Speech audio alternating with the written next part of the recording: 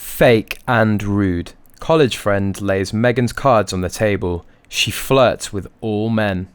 According to Meghan's own college friends, Meghan is not a very nice person. Dylan Lynch was a good friend of Meghan and knew her quite well in college. According to them, Meghan was narcissistic, vain, self-centered, fake, and above all, rude. Meghan's friends are not the only ones to have bad things to say about her though. According to one of her sorority sisters on Quora, Meghan bullied two sorority sisters so badly in college that both of them quit the sorority. Meghan pretends to be a selfless humanitarian, but has a history of treating people unkindly and then discarding them. She abandoned her poor, sick father when he nearly died of a heart attack, then vowed to never let him see his own grandchild.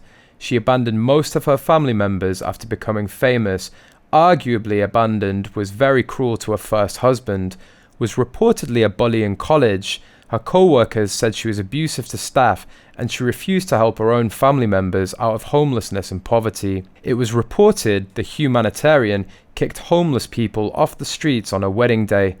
Meghan spent $1 million on clothes in a year. Despite having the ability to give the money to support orphans or AIDS victims, she cares so much about her best friend of 30 years, said how badly Meghan treated her first husband led to the end of their friendship. She preaches about ending global poverty and equality, while spending more than $1 million on clothes in a year and living in a mansion. Previously, Meghan Markle's flirtatious ways while she was just a teenager has been exposed by a former friend, Nima Vand. During his interview on The Reality Life with Kate Casey, Vand revealed that Meghan was the homecoming queen of their school. Even though they practically grew up together, the two eventually lost touch as they got older. Vand described Prince Harry's wife as a woman among girls, and he also said that everyone was in love with the suit's alum because she was very sweet and kind.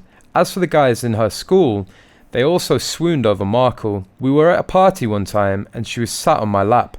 She got nose to nose with me. For a 16-year-old guy, that is an emotional moment. She said to me in Farsi, "You're so beautiful." I asked her, "How do you know Farsi?" She said, "I learned it from you." Then she walked away. We all adored her. She was a really great friend and moved on to different things in her life, Van said. Markle has been accused of being flirty for years. The Sun claimed that Markle chatted with the Wanted star Max George via Twitter before she met Prince Harry. A source told the publication that Markle was reaching out to as many people as she could in the United Kingdom, and George was one of them. But even though Markle and George talked to each other briefly, everything took place online.